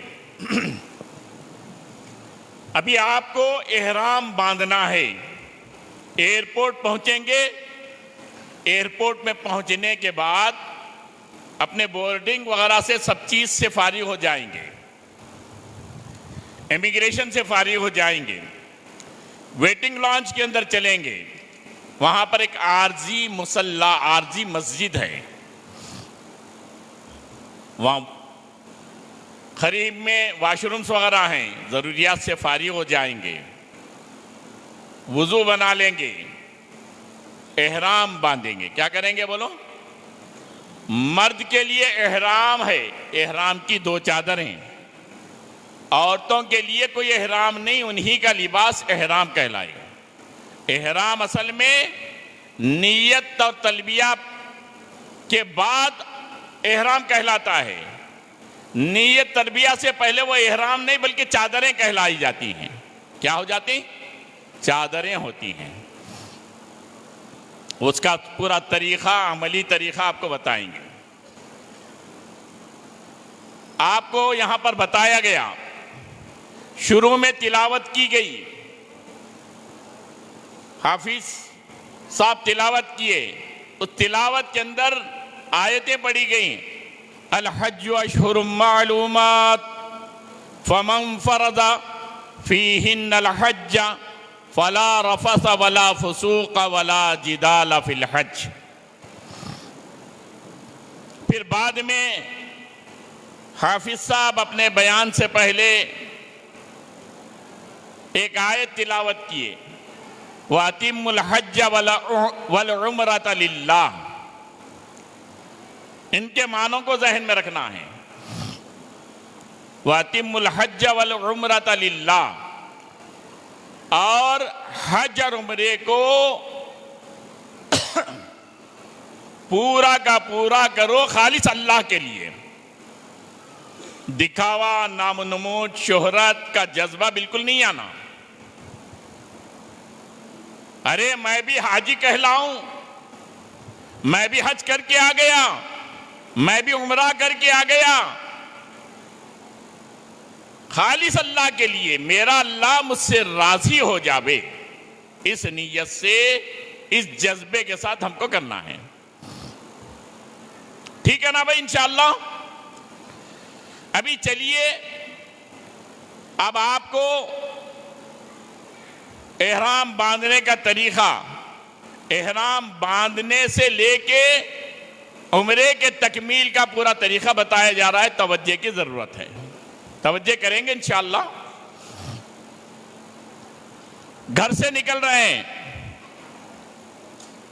ابھی 1 ہفتہ باقی ہے 17 تاریخ کو جانے والوں کے لیے، اور 2 ہفتے باقی ہیں 25 تاریخ کو جانے والوں کے لیے، اور قریب 40 دن باقی ہیں 21 اکتوبر کو جانے والوں کے لیے. پھر اس کے بعد سلسلہ جاری رہے گا. 19 نومبر کا، 10 دسمبر کا، پھر جنوری کا، یہ گروپس ہر مہینہ ہمارے پاس، کبھی مہینے میں 2، کبھی 1 گروپ رہیں گے. اب آپ کو 1 ہفتہ باقی ہے تو کیا کرنا ہے؟ آپ کو 15 دن باقی ہے تو کیا کرنا ہے؟ آپ کو 40 دن باقی ہے تو کیا کرنا ہے؟ آپ کو 2 مہینے باقی ہیں تو کیا کرنا ہے؟ اب جانے کا جب ارادہ کیے ہیں تو سب سے پہلے اپنی نماز کو درست کر لینا. عمرہ تو آپ کو 2-2.5 گھنٹے میں ختم ہو جاتا ہے.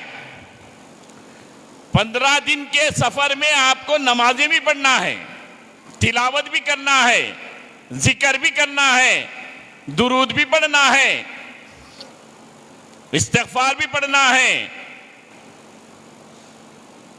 تو یہ سب درست ہونا ضروری ہے نا. پاکی ناپاکی کے مسائل سے واقف ہونا بھی ضروری ہے. اس سفر کے مسائل سے بھی واقف ہونا ضروری ہے. ذرا بھی فرق ہو گیا، ذرا بھی فرق ہو گیا تو یہ جو ہم سفر میں خرچہ کیا نا وہ خرچہ بیکار ہو جاتا ہے. اگر مسائل سے ناواقف ہوئے، ٹریننگ دی جا رہی، ٹریننگ کے ساتھ تجربے کار لوگ بھی آپ کے ساتھ میں رہ رہے ہیں. پوچھ کے کرنا. کیا کرنا بولو؟ پوچھ کے کرنا. بغیر پوچھے کے کرنے سے خطرہ ہے، ضائع ہونے کا خطرہ ہے.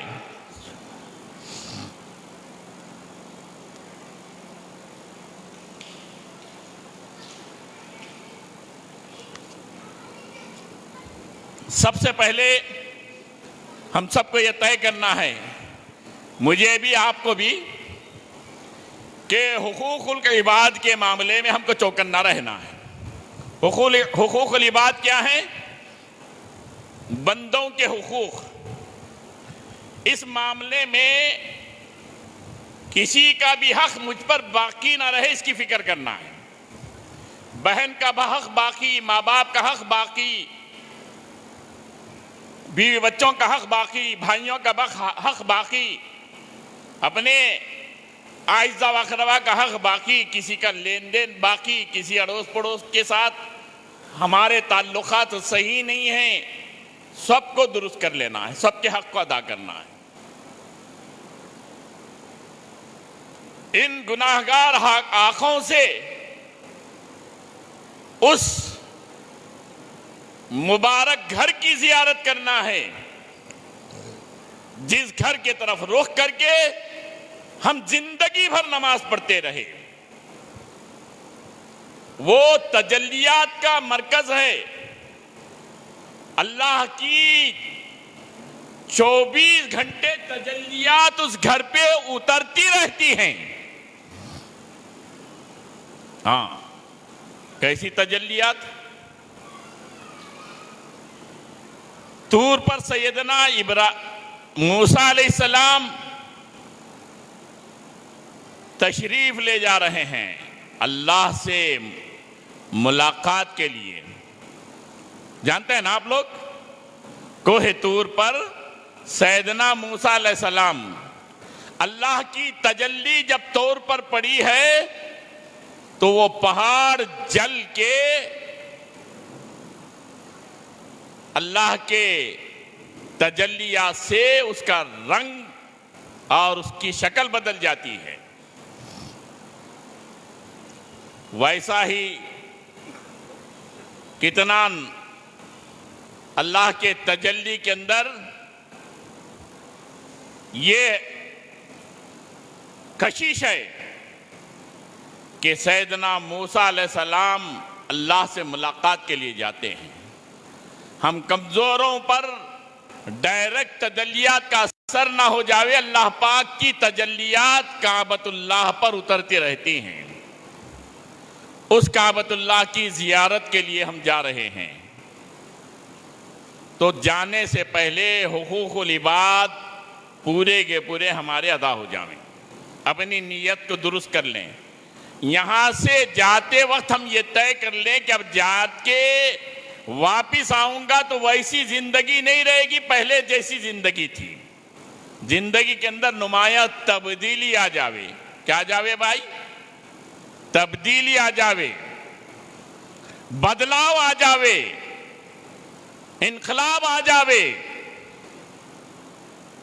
زندگی کا رخ بدل جاوے. ایسے کوشش کریں گے انشاءاللہ. اللہ اس کی مجھے بھی توفیق دے دے, آپ حضرات کو بھی توفیق دے دے. سنتوں پر عمل کرتے ہوئے یہاں سے نکلیں گے, زندگی کے ہر موڑ پر سنتوں پر عمل کریں گے.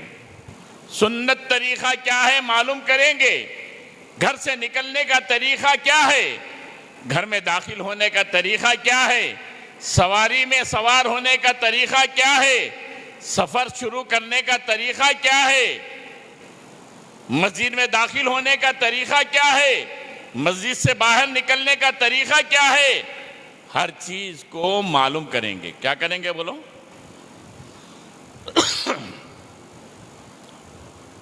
اب گھر سے نکل رہے ہیں, کیا کریں گے آپ؟ نہا دھو کر, نہانے سے پہلے اپنے ناخن تراش لیں, مونچھ پست کر دیں, جسم کے زائد بال نکال دیں, زیر بغل زیر ناف.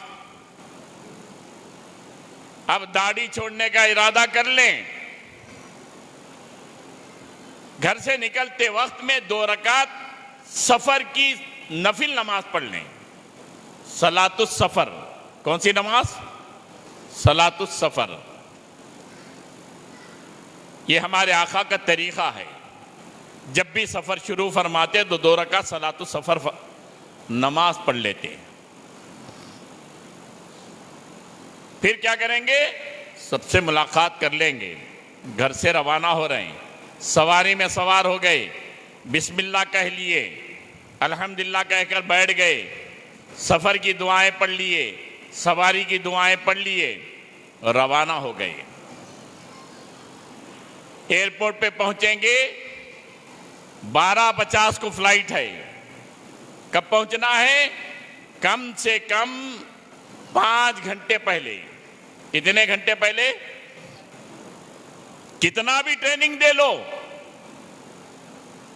گزشتہ سفر میں ایک فیملی 10:30 بجے پہنچ گئی ایئرپورٹ پہ. 12:50 کو فلائٹ ہے, آپ کے بورڈنگ کرانا ہے, امیگریشن سے فارغ ہونا ہے, ضروریات سے فارغ ہونا ہے, وضو کرنا ہے, احرام باندھنا ہے, احرام کی نماز پڑھنا ہے. بورڈنگ کاؤنٹر کلوز ہو سکتا ہے, امیگریشن کاؤنٹر کلوز ہو سکتا ہے. پھر آگے ویٹنگ لانچ میں پہنچنے کے بعد فلائٹ میں جانے کا جو ڈور ہے وہ بھی کلوز ہو سکتا ہے. اتنا تاکید کرنے کے باوجود, اتنے انسٹرکشنز دینے کے باوجود حجاج کرام اپنے مرضی چلاتے ہیں. خدا نخواستہ بورڈنگ کلوز ہو گئی تو آپ یہیں رہ جاتے, گروپ چلے جاتا. اس لیے ذہن میں بٹھا لیں کہ جو ٹائم بتایا جاتا ہے وہ ٹائم پہ ہم کو پہنچنا ہے. آپ کو ہم ٹائم دے رہے ہیں, 8 اور 8:30 کے درمیان کا ٹائم دے رہے ہیں. 8 اور 8:30 بجے تک آپ کو ایئرپورٹ پہنچنا ہے. 17 تاریخ کی صبح میں 8 اور 8:30 کے درمیان میں, کتنے بجے بولو؟ 8 اور 8:30 کے درمیان میں. 25 تاریخ کا جو گروپ آئے گا ان کے لیے بھی یہی ٹائم, 21 تاریخ کا جو گروپ رہے گا ان کے لیے بھی یہی ٹائم. کتنے بجے پہنچیں گے؟ 8 8:30 بجے. چلیے وہاں پر پہنچ گئے. آپ کے لیے اس وقت پرمیشن 2 پیس لگیج کا پرمیشن ہے. 23 kg کے 2 بیگ اور کیبن بیگ 7 کلو کا, جملہ کتنے؟ 53 کلو لگیج لے جانے کا اور لانے کا پرمیشن ہے. فیوچر میں کیا تبدیلیاں ہوتے ہیں, ایئر لائنز کے کیا چینجز آتے ہیں, ہمیں کچھ نہیں معلوم. ابھی فی الوقت جو گروپس جا رہے ہیں ان کے لیے جاتے وقت میں 2 पीस बैग का लगेज में डालने का और एक जो है ना शोल्डर बैग, कैबिन बैग जो ऊपर फ्लाइट में ले जाने का। कैबिन बैग में क्या क्या रखना है? उसमें अपना एहराम,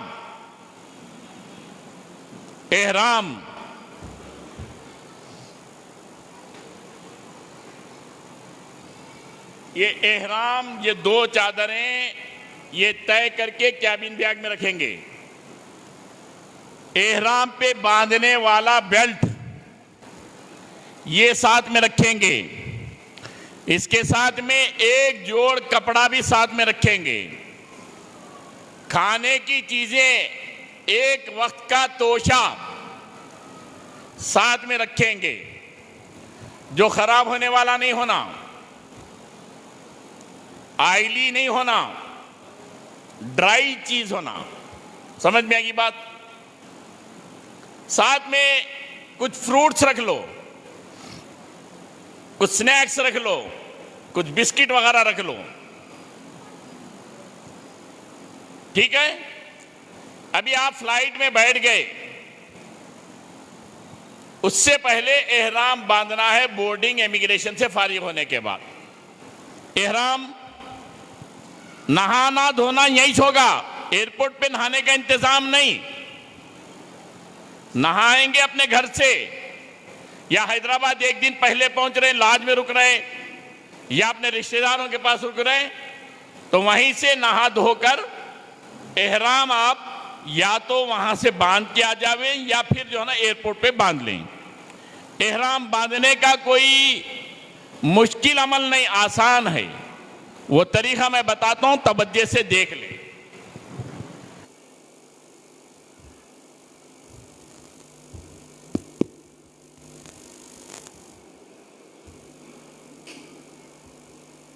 दो चादरें लेंगे आप। 2 टाइप का एहराम आता है। एक एहराम ये टावेल की शक्ल का, और एक जो है ना एहराम आता है आपके कपड़े का, कॉटन का कपड़ा होता है ना, बड़े पन्ने वाला। ये 2 टाइप का होता है, चाहे वो ले लें चाहे ये ले लें। ये आपका ऑलरेडी रेडीमेड रहता है। ये रेडीमेड कितने? करीब 2 मीटर से कुछ ज़ायद। अगर आप कपड़े का लेना चाह रहे हैं तो आपको थान में से लेना पड़ता है। कितना लेंगे? मेरी राय ये है कि 4.5 मीटर थान में से ले लें। दुकान में जाएंगे तो ना 5 मीटर दे देंगे, उनको बोल देंगे सिर्फ 4.5 मीटर चाहिए।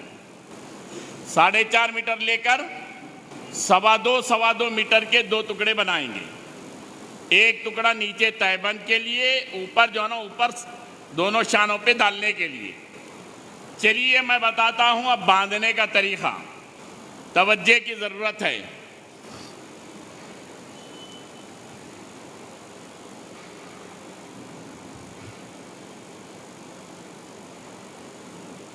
ये देखिए, ये एहराम की एक चादर हम नीचे बांध रहे हैं। कोई ख़ास तरीक़ा नहीं, एक तरीक़ा ये है जो मैं बता रहा हूँ, देख लो। इसके 2 किनारे हैं, ये दोनों किनारों को आप अपने उंगलियों में पकड़ लो, दोनों हाथों की। एक किनारा बाईं तरफ फसली में ले लो। कहाँ लेना है देख लो, बाईं तरफ फसली में ले लो।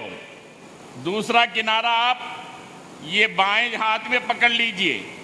अब ये फसली के अंदर जो किनारा है उसके ऊपर कोनी रख दो। अब ये सीधी तरफ से ये हिस्से को 2 हिस्सों में तकसीम कर दो। ये 2 हिस्से सीधी तरफ हो गए, एक हिस्सा बाईं तरफ ऊपर के हिस्से में हो गया।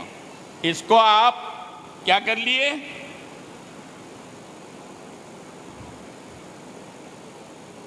आपका एहराम बन गया। चलने में, बैठने में, लेटने में, तवाफ करने में, सही करने में आसानी हो। یہ جب احرام باندھیں گے اپنے سطر کی حفاظت ہو. سطر کس کو کہتے ہیں؟ مرد کے لیے ناف سے لے کے گھٹنے کے نیچے تک کا حصہ یہ پورا پردہ کرنا فرض ہے مرد کے لیے. ناف سے نیچے احرام چلے گیا، اس کا سطر کھل گیا. 99% گروپوں میں بتانے والے کوئی نہیں ہوتے، کیسا بھی بن لے کے آؤ، حج بھی کر رہے ان کی ناف نظر آ رہی. ناف کا چھپانا مرد کے لیے یہ سطر میں داخل ہے، یہ فرض ہے، فرض. ناف کے اوپر باندھیں گے. کہاں باندھیں گے بولو؟ ناف بولے جلدی سمجھ میں نہیں آتا، موٹی موٹی زبان میں بمبی کے اوپر. سمجھ میں آگئی بات؟ بمبی یہ کیا ہے؟ سطر میں ہے، اس کا چھپانا فرض ہے. یہ باریک باریک مسائل رہتے ہیں، اکثر بتاتے ہی نہیں کوئی. جا کے آ گئے، لاکھ روپے خرچہ کر کے عمرہ کر کے آ گئے، ناف کے نیچے احرام باندھ کے عمرہ ہو گیا، کوئی بتانے والا نہیں، ان کا عمرہ ستیاناش ہو گیا. سمجھ لو باریک باریک باتیں رہتی ہیں اپنے عمرے کو بگاڑنے والی. نماز میں ذرا سا فرق پڑ گیا مسئلے کے اندر، نماز فاسد ہو گئی. فاسد بولے تو کس کو بولتے ہیں؟ ختم ہو گئی. ایسے ہی عمرے کے اندر مسائل جاننے والے کے ساتھ نہیں گئے، اپنا عمرہ چلے گیا. سمجھ میں آ رہی بات؟ پھر بھی طریقہ دوسرا بھی بتاتا ہوں. فی الوقت ایک طریقہ میں بتا دیا، دیکھ لیجئے.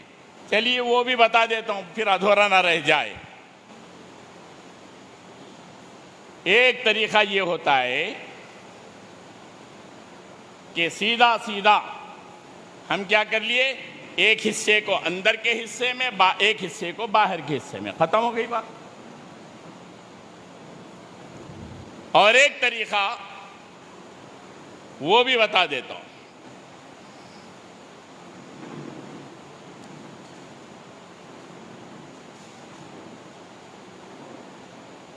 یہ دو کنارے ہیں، یہ دو کناروں کو پو میٹر کے برابر یہ سامنے ملا لیں. دکھ رہا ہے آپ کو؟ یہ ڈبل ہو گیا، دکھ رہا ہے؟ ایک حصہ اندر، ایک حصہ اوپر، ختم. آپ کا احرام بند گیا. اس کے علاوہ یہاں پر جو بتائے رہے ہیں، ایئرپورٹ پہ ہم ساتھ میں رہیں گے، آپ کو ساتھ میں احرام باندھنے لگائیں گے. ہم رہیں گے انشاءاللہ، فکر کی ضرورت نہیں ہے. سمجھنے کی بات. اصل سب ایجنٹوں میں اور گروپ لے جانے والوں میں فرق یہی ہے. سب ایجنٹس سستے کی چکر دلا کے 50 جگہ کے لوگ جمع ہو کر ایک گروپ کے ساتھ جاتے ہیں. کیا بولے تو ہمارا گروپ گیا، ایئرپورٹ پہ چلے گئے، انہوں اندر انہوں باہر. اندر کیا ہو رہا؟ اکثر ہمارے ساتھ میں ایسے حیدرآباد کے کئی گروپس آتے ہیں. کیا بولتے ہیں وہ ہمارے گروپ لیڈر کہاں ہیں کہ ہمارے کو معلوم نہیں، ان کا نام معلوم نہ ان کا نمبر معلوم. بیاگ پہ نام دیکھتے ہیں، وہ بیاگ کے نام والا کوئی ان کے گروپ میں رہتا ہی نہیں. وہ بہت پریشان ہو کے جدہ ایئرپورٹ پہ گھنٹوں انتظار کرنے کے بعد وہاں پر ٹھہرنے نہیں دیتے. شرکے والے کیا کرتے، وہ بسوں میں بٹھا کے مکے کو پہنچا دیتے.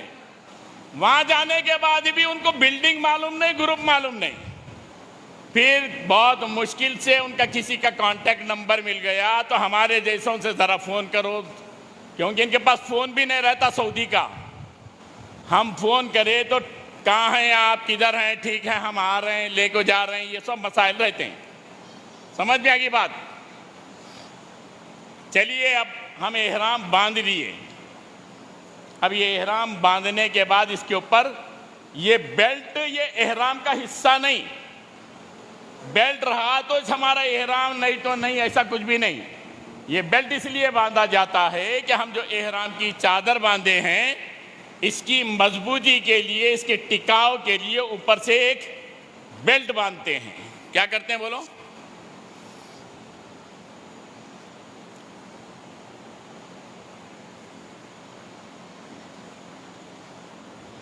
یہ آپ کا بیلٹ بند گیا. یہ خالی اس طرح سے باندھنے سے کافی نہیں، اس کے اندر آپ کی رقم رہتی. کیا رہتی بولو؟ کچھ پیسے، کچھ موبائل، سب چیزیں رہتے ہیں. آپ رکھ لیے.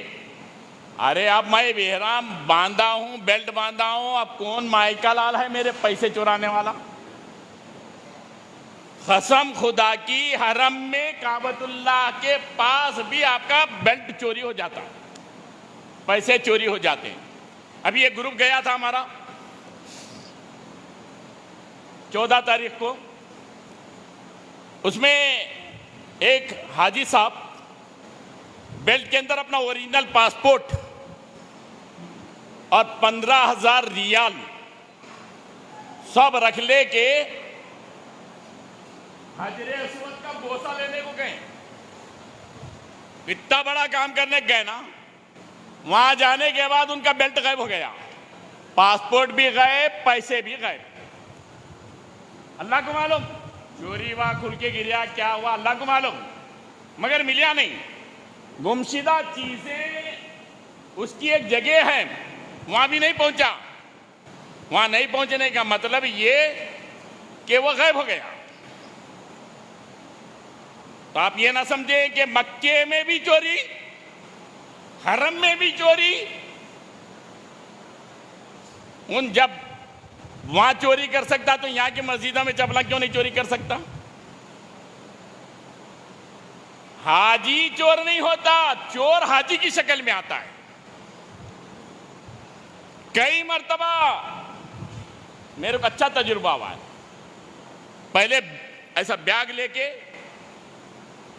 بیگ کے اندر پاسپورٹ تو حج میں نہیں رہتا ہمارے ساتھ میں، البتہ رقم، آئی ڈی کارڈ، یہ وہ بہت ساری چیزیں رہتے ہیں. ایک مرتبہ میں بیگ میں جو ہے نا سب چیزاں رکھ لے کے حرم کے باتھ روم میں چلے گیا ضرورت کے لیے. حرم کے باتھ روم میں چلے گیا ضرورت کے لیے. باتھ روم میں جانے کے بعد ضرورت کو بیٹھا ہوا ہوں، اندر سے ایک آدمی، باتھ روم کے بازو میں تھوڑا کھلا حصہ ہے، یہ ہم تھیلی وہاں اندر کنڈا ہے وہاں لگائے ہیں، اوپر چڑھ کے وہاں سے ہاتھ ڈال کے میری تھیلی چرانے کی کوشش میں ہے.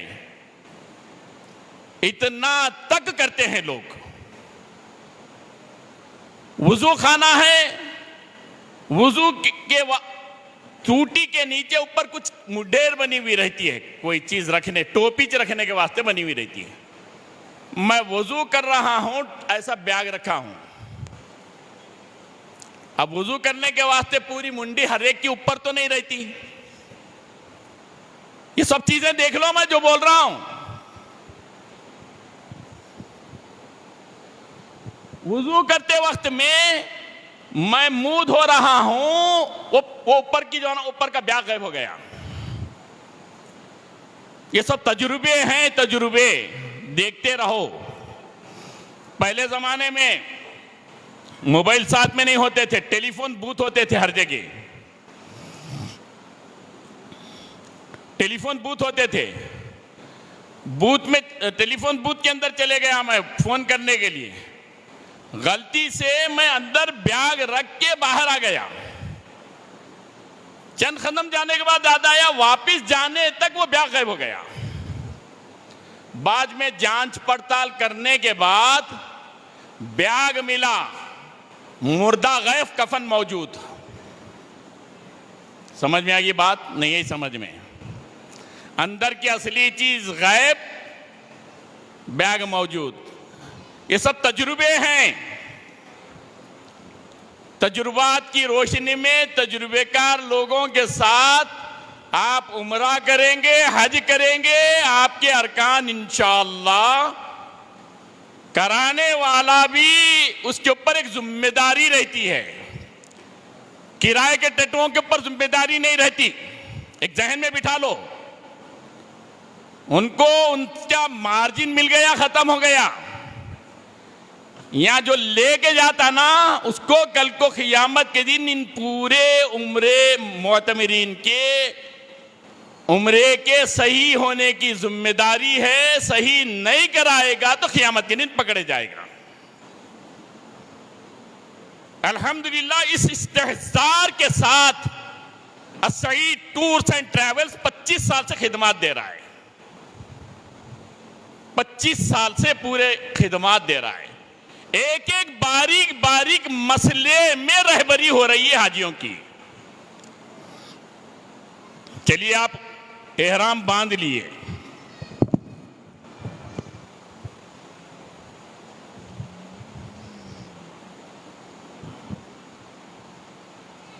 یہ چادر ڈال لیے آپ.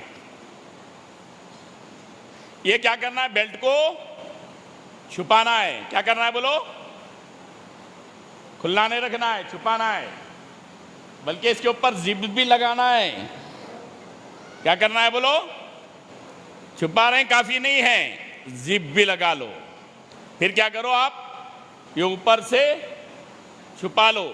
یہ احرام باندھ لیا آپ. ابھی آپ کیا کرنا ہے؟ 2 رکعت نماز پڑھنا ہے وہاں پر ایئرپورٹ پہ. عارضی مسجد ہے، 2 رکعت نماز پڑھ لیے. کئی کی نماز پڑھنا ہے؟ احرام کی 2 رکعت نفل نماز ہے جو مسنون ہے. کیا ہے بولو؟ احرام کی 2 رکعت نفل نماز ہے جو مسنون ہے، وہ پڑھ لیے. پہلی رکعت کے اندر سورہ فاتحہ کے بعد سورہ کافرون قل یا ایہا الکافرون لا اعبد ما تعبدون ولا انتم عابدون ما اعبد، یہ پوری سورت پڑھنا ہے. دوسری رکعت کے اندر سورہ فاتحہ کے بعد سورہ اخلاص قل هو اللہ احد اللہ الصمد لم یلد ولم یولد ولم یکن لہ کفوا احد. 8 دن موقع ہے یہ دونوں صورتیں پکی کر لیں. پوری کوشش کے باوجود یاد نہیں ہوا، اب نہیں آ رہا بول کو چھوڑنا نہیں. جون سی صورتیں یاد ہیں وہ پڑھ لیں. پڑھنا تو یہ 2 صورتیں مسنون ہیں. اگر نہیں یاد ہیں قل یا ایھا الکافرون اکثر لوگوں کو یاد نہیں رہتا. اب کیا کرنا؟ نہیں آ رہا تو جو صورتیں یاد ہیں، نعتینا چاہ رہا ہے صحیح، والعصری چاہ رہا ہے صحیح، یہ پڑھ لو. پھر ایک میں ایک صورت پڑھ لو، نماز ہو گئی. اس کے بعد بھی ایک دعا کرنا ہے. کیا دعا کرنا ہے؟ اے اللہ میں تجھ سے تیری تیری رضامندی اور جنت کا سوال کرتا ہوں، اور تجھ سے تیرے ناراضگی اور دوزخ سے پناہ مانگتا ہوں. اللہم انی اسألک رضاک والجنہ واعوذ بک من سخطک والنار. اے اللہ میں تجھ سے تیری رضا اور جنت کا سوال کرتا ہوں، اور اے اللہ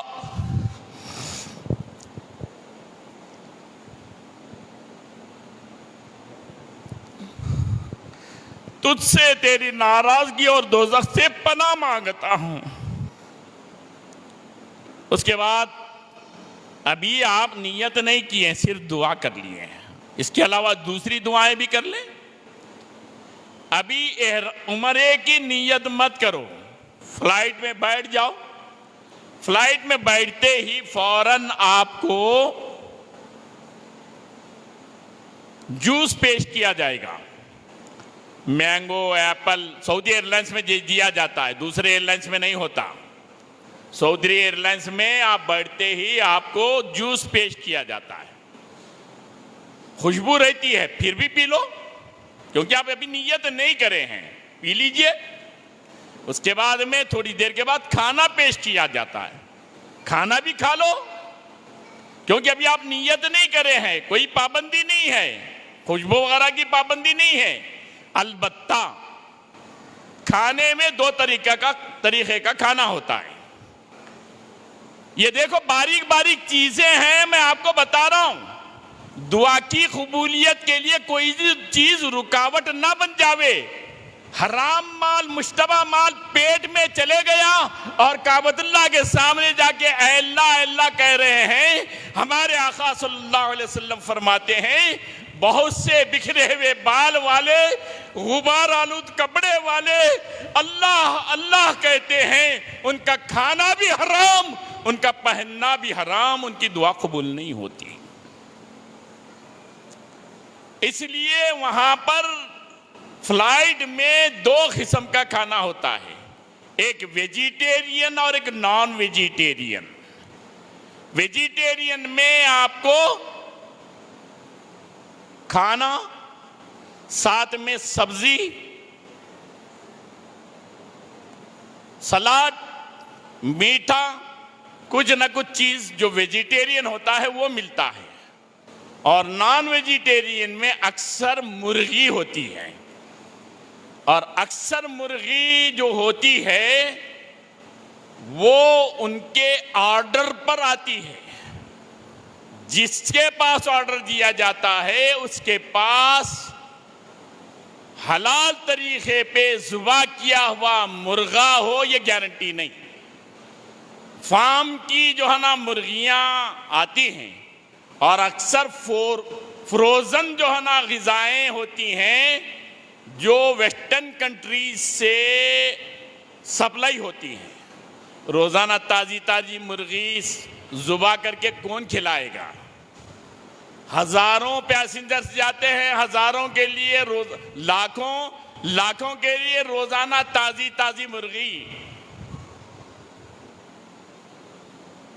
اکثر کا وہ مشین پہ کٹی ہوئے ہوتے ہیں. آپ دیکھے ہوں گے ویڈیو کلپس نکلتے ہیں، دونوں ٹانگوں کے ساتھ مرغیاں چین میں لٹکی ہوئی ہوتی ہیں، چین پھرتے رہتا ہے.